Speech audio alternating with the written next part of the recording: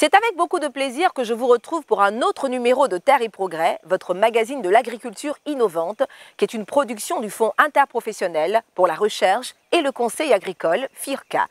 Nous allons aborder dans ce numéro l'état des lieux des maladies d'EVA actuellement dans le monde.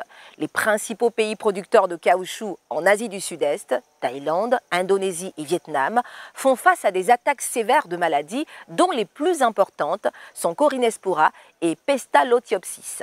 Il en est de même en Amérique du Sud, où le salbe a décimé jadis une importante partie du verger brésilien. Quel est l'état des lieux des maladies d'EVA en Côte d'Ivoire et quelles sont les mesures prises pour endiguer toute attaque? Grand format sur les types de maladies et leurs effets désastreux dans la filière EVA. Mais avant, place à l'actualité agricole dans la rubrique AgroNews.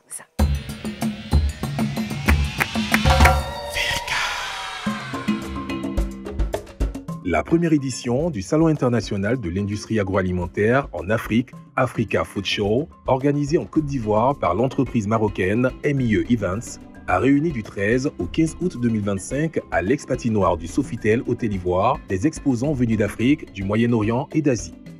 Ce rendez-vous, placé sous le thème « Accélérer la croissance du secteur agroalimentaire en Afrique » est présidé par le ministère d'État, ministère de l'Agriculture, du Développement rural et des productions vivrières, a vu la participation active du FIRCA, représenté par le président de son conseil d'administration, M. Nguetia Assouman, et la directrice exécutive adjointe, Mme Traoré Assita. Pour le FIRCA qui a participé à ces panels-là, à ce salon-là, de s'informer également et puis de contribuer à faire en sorte que tous ceux qui viennent puissent vraiment avoir des informations sur ce que nous faisons, mais également sur les enjeux au niveau du développement des filières agricoles. M. Brouzo Herman, chef de service études, prospective et montage de projets au FIRCA, a animé un thème qui a mis en lumière l'importance de l'innovation dans le développement agroalimentaire. Sur le volet transformation, le FIRCA apporte son appui pour régler les problèmes qui ont été identifiés par les acteurs. Parce que dans son processus de déploiement, de mise en œuvre de ces actions, on part par un diagnostic réalisé avec les filières qui ressortent leurs difficultés, qui contribuent à proposer les solutions. Et c'est ces solutions que le FIRCA aide à résoudre. Une seconde thématique, de la ferme à la table, voie vers des systèmes agro-résilients avec l'intervention de M. Kwaku Amani, chargé de programme racines, tubercules et plantains au FIRCA, a mis en relief les systèmes de production face au changement climatique.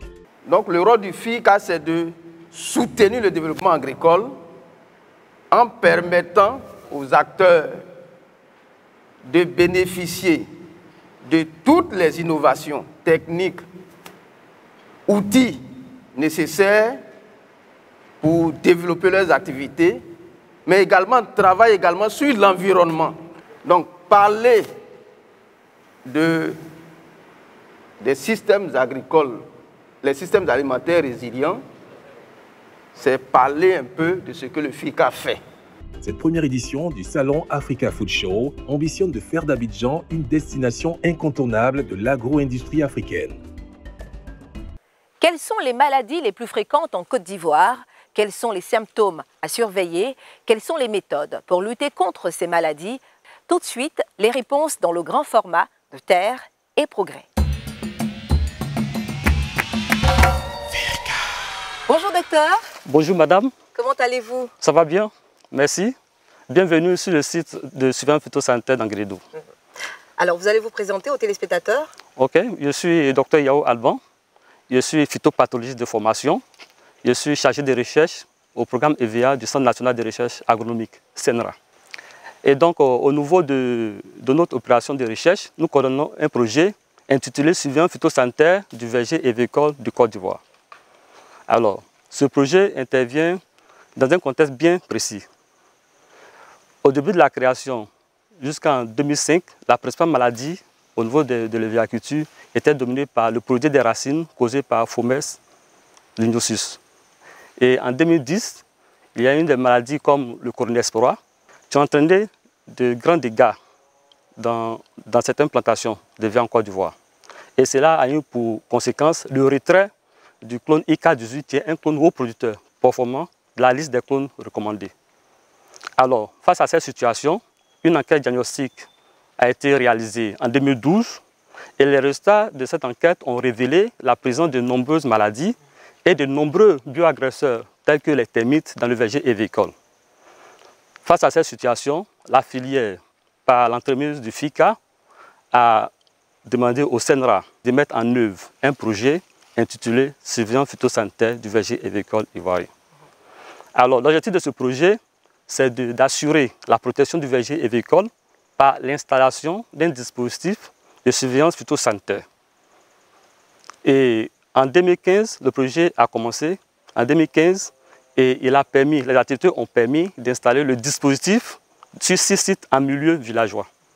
Et ce dispositif comprend un JBG c'est-à-dire un jardin à bois de greffe, des plantations, qu'on appelle comme plantation pilote, et une station météorologique qui nous permet d'expliquer un peu la manifestation, le développement des maladies. Alors, le dispositif était bien implanté en milieu villageois. En 2023, à la faveur d'un nouvel avenant, nous avons pu étendre ce dispositif à 8 sites en milieu agro-industriel. Donc nous sommes passés là de 6 sites de surveillance phytosanitaire à 14 sites aujourd'hui, renforçant le maillage en fait, du dispositif en Côte d'Ivoire. Alors, les agents phytosanitaires ont été formés. Ils ont été équipés de motos, d'engins roulants, ils ont été équipés de tablettes permettant de collecter les données phytosanitaires, de jumelles qui permettent d'observer à la cime des arbres les différentes maladies. Et les données qu'ils collectent nous sont acheminées via un serveur. Et nous analysons ces données en permanence. Et parallèlement, le dispositif a été renforcé. Le renforcement a consisté à élaborer un réseau de planteurs leaders. Ils sont au nombre de 135. Ils sont répartis dans tous les secteurs agricoles en Côte d'Ivoire. Et ce réseau, nous l'avons formalisé par la création d'une plateforme qui permet d'échanger. Alors, quelles sont les maladies les plus fréquentes observées en Côte d'Ivoire sur les plants d'EVA? Il faut noter qu'en éviaculture, la plupart des maladies, à 80%, sont causées par des champignons phytopathogènes. Donc nous observons des maladies au niveau des feuilles, du tronc et des racines. Au niveau des feuilles, nous pouvons voir ici la présence de la maladie appelée corynesporiose. Elle est causée par Corynespa cassicola. C'est une espèce fongique et c'est la maladie la plus importante en Côte d'Ivoire. Et en 2010, suite à une épidémie de cette maladie, nous avons enregistré environ 10% de pertes du verger évicole. Cette maladie a détruit des centaines d'hectares d'EVA. Et le clone le plus sensible à cette maladie, c'est bien le IK18. C'est un clone qui est sensible aux producteurs et à cause de sa sensibilité, ce clone a été retiré de la liste des clones recommandés. Sur ces branches, nous pouvons aussi observer l'anthracnose. L'anthracnose, ça se manifeste par des lésions sous forme de boutons, de galles. Ce sont les lésions saillantes de feuilles. Et cette maladie est beaucoup répandue aussi bien en jardin à bois de greffe qu'en plantation. Au niveau des plantations, nous avons une forte présence de cette maladie sur les clones PB1017 et GT1. Voilà, la troisième maladie est causée par Emmentosphaerum evae. Elle provoque des symptômes de couleur blanche, circulaire de couleur blanche au centre et au contour brun. Alors cette maladie a une forte incidence en pépinière. Cependant, en milieu, sur les grandes plantations, l'impact est vraiment très faible. La dernière maladie qui est beaucoup observée en plantation, qui est majeure, nous avons là le mildiou de l'EVA. Le mildiou de l'EVA est caractérisé par des dépôts blancs, des mycéliens, des champignons qui forment des taches blanches sur les feuilles. Alors, les maladies de feuilles entraînent des lésions de limbe et parfois la défoliation des arbres. Et ces lésions et défoliations vont fortement impacter l'activité photosynthétique des arbres et par ricochet, avoir un impact sévère sur la production. Puisque la production du clatès est liée à la photosynthèse. Merci à vous, Dr Alban, et à très bientôt. Ok, à bientôt madame. Je vous remercie d'être passée. La durabilité et la rentabilité de la filière EVA sont fortement menacées par des maladies phytosanitaires. Mais face à ces défis, le Centre national de recherche agronomique, CNRA, et le Fonds interprofessionnel pour la recherche et le conseil agricole, FIRCA, jouent un rôle crucial dans la recherche pour lutter contre ces maladies. Ils multiplient les efforts pour identifier, prévenir et combattre ces maladies avec des solutions de plus en plus durables et adaptées. Terre et Progrès, c'est fini pour aujourd'hui. Ne bougez surtout pas, retrouvez tout de suite Firkana pour la rubrique Le saviez-vous. Vous pouvez revoir ce programme sur nos différents réseaux sociaux en tapant le Firka, le tout attaché. À bientôt pour un autre numéro de Terre et Progrès.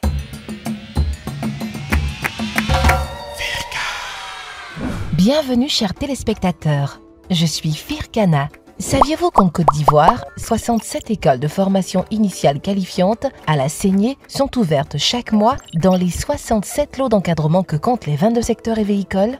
Chaque école forme gratuitement 20 élèves par mois, dont au moins 2 femmes, ce qui correspond à plus de 15 000 personnes par an. À la fin de la formation, élaborée avec le concours du FIRCA et de l'AGFOP, chacun des apprenants reçoit un certificat ainsi qu'un kit constitué d'un couteau de saignée, d'une pierre aiguisée et d'un gabarit de traçage. Si vous êtes intéressé, 2 conditions sont requises: avoir moins de 35 ans et être recommandé par un planteur. Par ailleurs, les planteurs désirant recevoir cette formation disposent de 2 sessions dédiées par lot et par an. Je vous dis à la semaine prochaine.